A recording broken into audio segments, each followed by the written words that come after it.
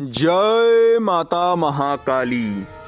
आज हम आपके लिए जो साधना लेकर आए हैं, यदि आप इस साधना को पूरी श्रद्धा और लगन के साथ कर लोगे तो आप पर 100% बाबा काल भैरव की सवारी आ जाएगी। ध्यान रहे, जैसा इस वीडियो में बताया जाए वैसा ही करें।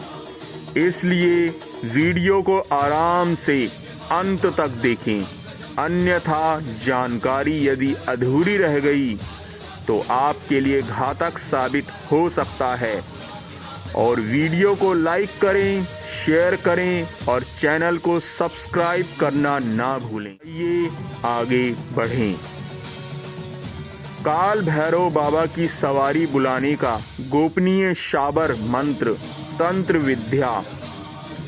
सवारी आपको तो पता ही होगा, क्योंकि आप लोग अक्सर ये देखते होंगे कुछ लोगों में भैरव बाबा की सवारी, हनुमान बाबा की सवारी, महाकाली जी की सवारी आती है और सवारी आने पर भगत को जो कुछ पूछा जाए वह उसका सटीक जवाब देता है। साथ में सभी कष्ट, पीड़ा, बाधा, रोग, समस्याओं से मुक्ति दिलवाता है।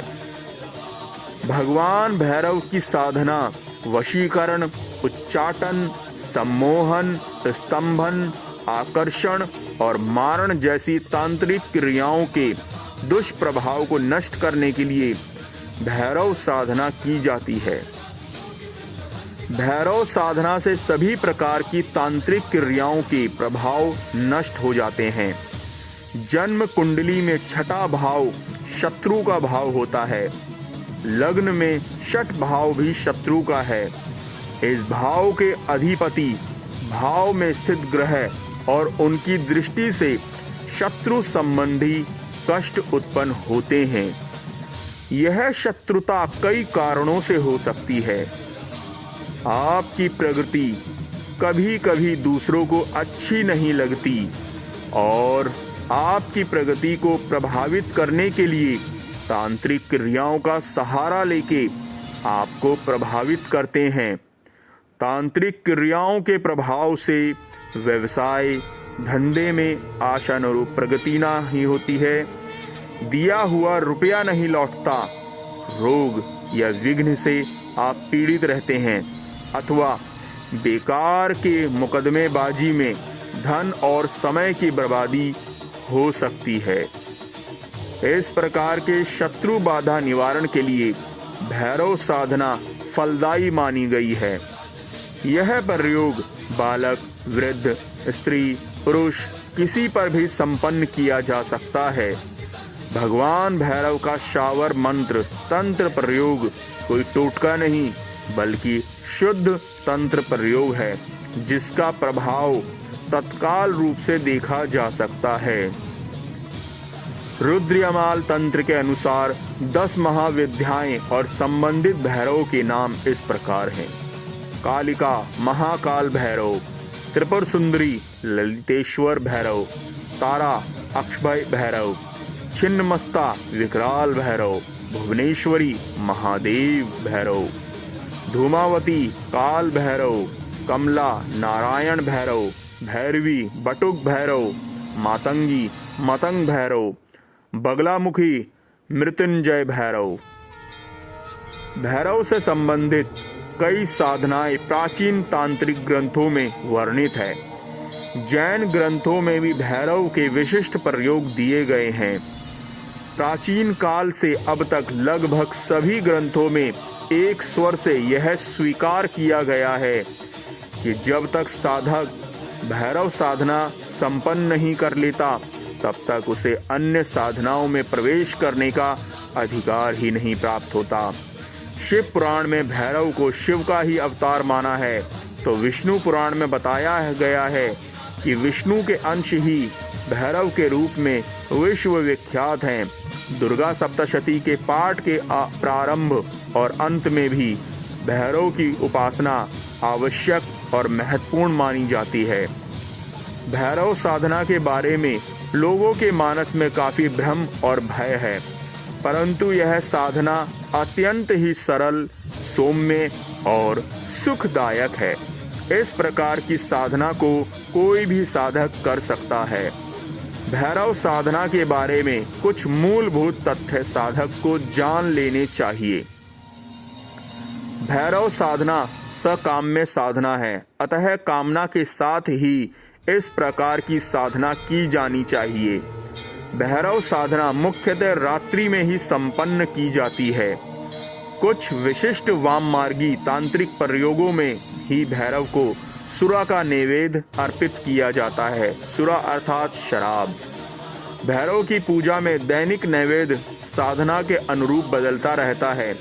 मुख्य रूप से भैरव को रविवार को दूध की खीर, सोमवार को मोदक लड्डू, मंगलवार को घी गुड़ से बनी हुई लपसी, बुधवार को दही चिवड़ा, गुरुवार को बेसन के लड्डू, शुक्रवार को भुने हुए चने तथा शनिवार को उड़द के बने हुए पकोड़े का नैवेद्य लगाते हैं। इसके अतिरिक्त जलेबी, सेव, तले हुए पापड़ आदि का नैवेद्य लगाते हैं। देवताओं ने भैरव की उपासना करते हुए बताया है कि काल की भांति रौद्र होने के कारण ही आप कालराज हैं। भीषण होने से आप भैरव हैं। मृत्यु भी आपसे भयभीत रहती है, अतः आप काल भैरव हैं। दुष्ट आत्माओं का मर्दन करने में आप सक्षम हैं, इसलिए आपको आमर्दक कहा गया है। आप समर्थ हैं और शीघ्र ही प्रसन्न होने वाले हैं। साधना के लिए आवश्यक ऊपर लिखे गए बताए गए नियमों के अलावा कुछ अन्य नियमों की जानकारी साधक के लिए आवश्यक है, जिनका पालन किए बिना भैरव साधना पूरी नहीं हो पाती। भैरव की पूजा में अर्पित नैवेद्य प्रसाद को उसी स्थान पर पूजा के कुछ समय बाद ग्रहण करना चाहिए। इसे पूजा स्थान से बाहर नहीं ले जाया जा सकता। संपूर्ण प्रसाद उसी समय पूर्ण कर लेना चाहिए। भैरव साधना में केवल तेल के दीपक का ही प्रयोग किया जाता है। इसके अतिरिक्त गुग्गल, धूप, अगरबत्ती जलाई जाती है। भैरव चित्र को स्थापित कर साधना क्रम प्रारंभ करना चाहिए। भैरव साधना में केवल काली हकीक की माला का ही प्रयोग किया जाता है। यह प्रयोग किसी भी रविवार, मंगलवार अथवा कृष्ण पक्ष की अष्टमी को संपन्न किया जाता है। भैरव साधना मुख्यतः रात्रि काल में ही संपन्न की जाती है, परंतु इस प्रयोग को आप अपनी सुविधा अनुसार दिन में भी संपन्न कर सकते हैं। साधना काल में साधक स्नान कर स्वच्छ लाल वस्त्र धारण कर दक्षिणाभिमुख होकर बैठ जाए। अपने सामने एक बाजोट पर सर्वप्रथम गीली मिट्टी की ढेरी बनाकर उस पर काल भैरव कंगन स्थापित करें। उसके चारों ओर तिल की 8 ढेरियां बना लें तथा प्रत्येक पर एक एक सुपारी स्थापित करें। बाजोट पर तेल का दीपक प्रज्वलित करें तथा गुग्गल, धूप तथा अगरबत्ती जला दें। सर्वप्रथम इस बताए हुए मंत्र को बोलकर भैरव का आवाहन करें। आवाहन मंत्र स्क्रीन पर आ रहा है, ध्यान से लिख लें।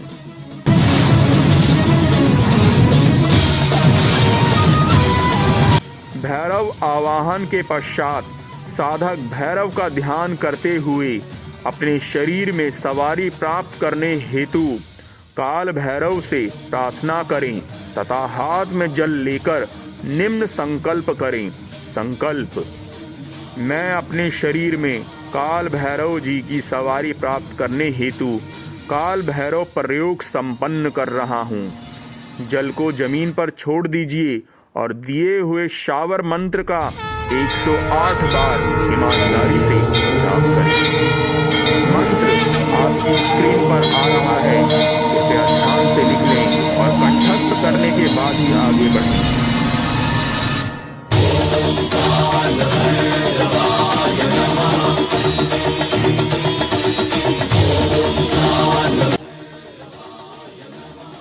इसी प्रकार की गुप्त व लुप्त होती पूर्ण साधना की जानकारी हेतु अवश्य जुड़ें और यदि आप चाहें तो दीक्षा प्राप्त करके भी आगे साधना पथ पर बढ़ सकते हैं। आप सभी का कल्याण हो। जय माता महाकाली।